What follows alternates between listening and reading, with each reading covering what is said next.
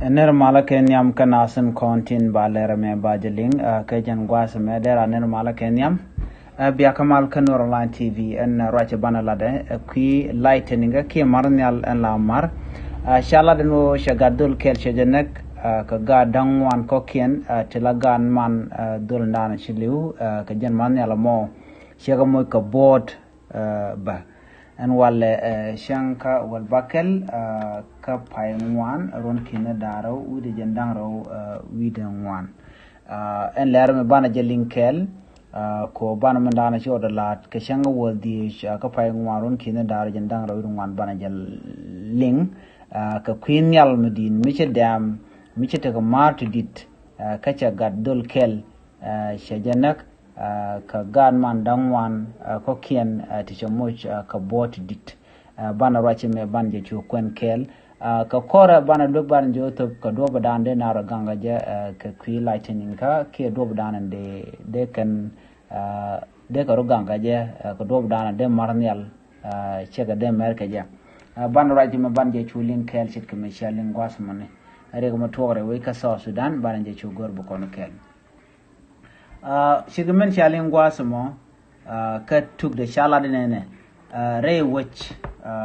Night Corner, and a woman la rode, Ray wishing Vini, Kadobadan and Dong, the Marnial me, the Jacob Chungaja. Guasame man Buconaling, Ray Witch Kayambio, Chimarnial,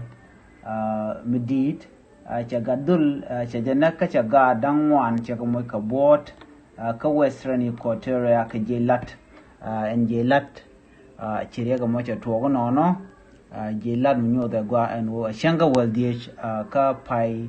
en la pai ŋuan chala no she tuogo riga mo re nyal midit mishi da mita ka marti dit chala dinena wa gwa zandanan mera gatin wa shi gati kana ngairar en dordan tigatin te ka jenti dit shit ko en gwasmo te menga te tin are gwada dana ngar gaten an menga mo chala do jenche no ke menga ni ka tigre duele won ka nyal we ka mare ke de melong chu menga mo chu pen ka chu ga chu kan rar re duel ka ngoy ken ka menga an gwas mo chu nyal ga chu mer chu gat kel chu nak ka chu ga dan wan ko ken chu kan chu ta ka bot gwadan chen nyal mo shamarten en marnial ke lightning me malat kona me kare ke dire chalat micha mala mer ne loiran micha loiran che je mer be loiran be shu men an gwas mo be jenak anyok micha ran che ken ba ke jen lightning ke ko marnial mo micha marlong mala to gene jen la ngitran la ja yere mani dong la ja yere lo ter do mo la ja nyok lo goy ke je